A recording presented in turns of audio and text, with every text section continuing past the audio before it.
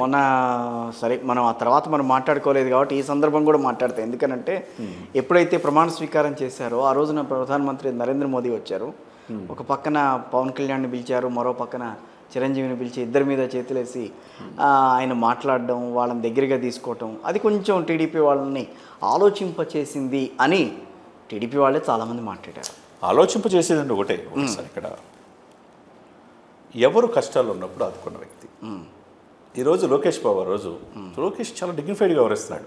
అంతకుముందు మా నాన్న సీఎం అని ఖండించి పరిపాలన మీద రావటానికి కారణమైన వ్యక్తి ఎవరు అనేది ఒక అన్నగా ప్రమాణ స్వీకారం చేసిన తర్వాత ఎక్కడో రూమ్లో వెళ్ళి కలగదన్నం పెట్టవచ్చు. ప్రజల మధ్య పెడతంటే వద్దన్నా కానీ అది కృతజ్ఞత అంటే ఇచ్చిపుచ్చుకున్నది అన్నట్టు. అక్కడ వాళ్ళిద్దరి మధ్య అన్నదమ్ముల సంబంధం ఉంది. తర్వాత చంద్రబాబు నాయుడు గారు పవన్ కళ్యాణ్ మధ్య ఒక తండ్రి కొడుకుల సంబంధం ఉంది. ఆయన్ని ప్యాకేజ్ స్టారు, మ్యారేజ్ స్టారు, లేకపోతే దత్తపుత్రుడు అన్నారు కదా. ఇప్పుడు ఏం సమాధానం చెప్తారు వీళ్ళంతా? నథింగ్, ఏం లేదు. అదే సమయంలో ఏం లేదు చెప్పడానికి. అదే సమయంలో మోదీ గారికి అన్న వచ్చాడు అన్నారు కాబట్టి ఈ రోజున పక్కన కూర్చున్నారు. ఇప్పుడు మా అన్న వచ్చాడండి అని చెప్పాడు. అవును, అది పూర్తి గవర్నర్ ప్రోటోకాల్. అటువంటి ఇదిలో కూడా పక్కన పెట్టేసేసి ఆయన వాళ్ళ అన్నయ్యని పిలుస్తూ ఉంటే లేదు మనమే వెళ్దామని చేపట్టుకొని తీసుకెళ్ళాడు. చూసారా, ప్రపంచ దేశాలు మెచ్చే మోదీ ఈ అన్నదమ్ముల అనుబంధం, ఈ మెగాస్టార్ని ఇద్దరు భుజాల మీద చేసి తక్కువ చేర్చుకున్న ఎలా అనిపించింది సార్ మీరు? నాకు అంటే నేను ఒక జర్నలిస్ట్గా చెప్పాలంటే రేపు రాబోయే రోజుల్లో మీరిద్దరే రాష్ట్రపతి ఆంధ్రాన్ని నడపాల్సింది అన్నట్టుగా ఉంది.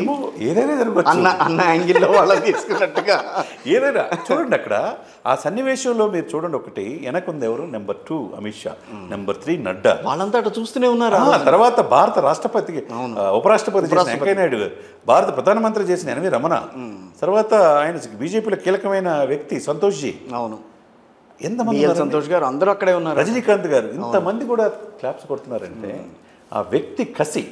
సార్ ఎక్కడ గెలవలేదు సార్, అతను అసెంబ్లీ తాటనివన్నారు, ఈరోజు 21 మంది వెళ్ళి శభాష్ అనిపించుకుంటున్నాడు. ఇక్కడే కాదు, మోదీ గారితో మాట్లాడి ఒప్పించి కూటమి కట్టడంలో కూడా ఈ సీట్లు కీలకమైనవి కదా అక్కడ కూడా. అవును, ఈజ్ నాట్ ఓన్లీ ఇక్కడ ఆంధ్రప్రదేశ్లో పొలిటికల్ స్టార్ కాదు, నేషనల్ పొలిటికల్ స్టార్. చిరంజీవి గారిని మళ్ళీ కేంద్రంలో తీసుకుంటారు, ఆయనకి ఏదో ఇస్తారు పదవి అని చెప్పి మాట్లాడుతున్నారు. నిజాలు ఉన్నాయా దాంట్లో? మేబీ ఏదైనా జరగవచ్చు సార్. ఆయన రాష్ట్రపతి కూడా కావచ్చు. ఈరోజు చెప్తున్నాం ఈ మధ్య రాష్ట్రపతి, ఉపరాష్ట్రపతి, ఏదైనా జరగవచ్చు. ఈ డిజర్వ్డ్ 4.5 దశాబ్దాల్లో ప్రజల మనల్ని పొందిన వ్యక్తి, ఎటువంటి రూపాయి ఆశించకుండా ప్రజల కోసం సేవ చేసే గొప్ప వ్యక్తులు ఏదైనా కావచ్చు. పదవికి ఏమైనా తెస్తారు, అంతే కదండి. కరెక్టే కదా. అంటే ఇన్ని మాట్లాడుతున్నారు, అసలు తెలుగుదేశం పార్టీలో ఎక్కడా కూడా మీకు పొరపచ్చాలు ఏం కనిపించలేదా? అంటే పార్టీ పరంగా వాళ్ళు ఇచ్చిన ఇవేంటి మంత్రి పదవులు కానీ, లేకపోతే వాళ్ళు ప్రస్తుతం వ్యవహరిస్తున్న తీరులో కానీ ఈ 1 మంత్లో ఎక్కడ కనపడ ఎవరైనా ఒక్కడైనా మాట్లాడుతూ చూసారా? పిఠాపురం వర్మ గారు, నేను అసలు పవన్లో నాకు అసలుకి పక్కన పెట్టుకున్నాడు ఇక్కడ. అదే సమయంలో పూర్తిగా విభేదించిన వ్యక్తి చూసుకుందాం.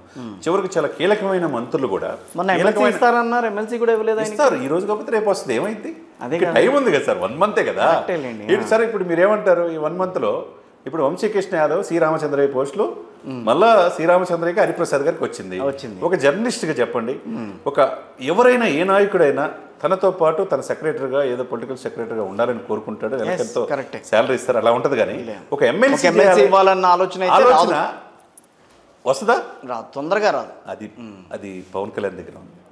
అది హరిప్రసాద్ గారు చేశారంటే మీరు అప్రిషియేట్ చేయాలి పవన్ కళ్యాణ్. దాంట్లో నేనేం కాదనట్ల, నేను అదనట్లా. టీడీపీ నుంచి మీకు ఎక్కడా కూడా టీడీపీలో జరుగుతున్న పరిణామాలు ఎక్కడా కూడా మీరు ఎవరు మాట్లాడలేదన్న ఆలోచన నేను ఏం మాట్లాడలేదు. ఏంటంటే ఈ రోజున ఈ ప్రభుత్వం అస్తవ్యస్తమైన ఆంధ్రప్రదేశ్ వ్యవస్థను గాడిలో పెట్టాలి అంటే కొన్ని పట్టుబిడుపులు ఉండాలి, కొన్ని వర్క్ డిస్ట్రిబ్యూషన్స్ ఉండాలి, సమ ప్రాధాన్యత ఇవ్వాలి. మీకు ఒక పోస్ట్ వస్తే వీళ్ళకి ఒక పోస్టు. ఆ రోజు అన్నాడు పోస్టులు రాని వాళ్ళు చాలామంది ఆవేశంతో కొంతమంది వెళ్ళిపోయారు, కానీ వాళ్ళు ఇప్పుడు బాధపడుతూ ఉంటారు. 1/3 పోస్టులు మనకు వస్తాయి అన్నాడు. నిజంగా అదే జరుగుతుంది. పోతిన మహేష్ లాంటి వాళ్ళు కొంతమంది, సో పేర్లు కొన్ని చెప్పు, చాలా ఉన్నాయనుకుంటా. పోతిన మహేష్ కావచ్చు, మనుక్రాంత్ రెడ్డి కావచ్చు, రెడ్డి గారు కావచ్చు, కానీ వాళ్ళ తర్వాత చాలా బాధపడి ఉంటారు. బాధే ఉంటుంది. అనేక విమర్శించారు, ఎక్కడైనా తునికాడ బెనికాడ సార్. ఇప్పుడు ఈ రోజు వాళ్ళకి వస్తుంది హరిప్రసాద్ గారు, రేపు తమ్మిరెడ్డి శివశంకర్ గారు లాంటి వ్యక్తి, సీనియర్ కమిషనర్ స్థాయి కమర్షియల్ ట్యాక్స్, ఆయన పాపం ఇన్ఛార్జి పెందొత్తి, కానీ పొత్తులో భాగంగా పంచకల రమేష్ ఇస్తే మేలకుండా ఉన్నాడు నాయకుడు మాటిని. ఈరోజు పార్టీని కనిపెట్టుకున్నాడు, రేపు ఆయన అవుతాడు, ఆ తర్వాత బొలిశెట్టి సత్యాలంటే అవుతారు. చాలామంది డెడికేషన్తో పనిచేసిన వాళ్ళు ఉన్నారు కదా సార్.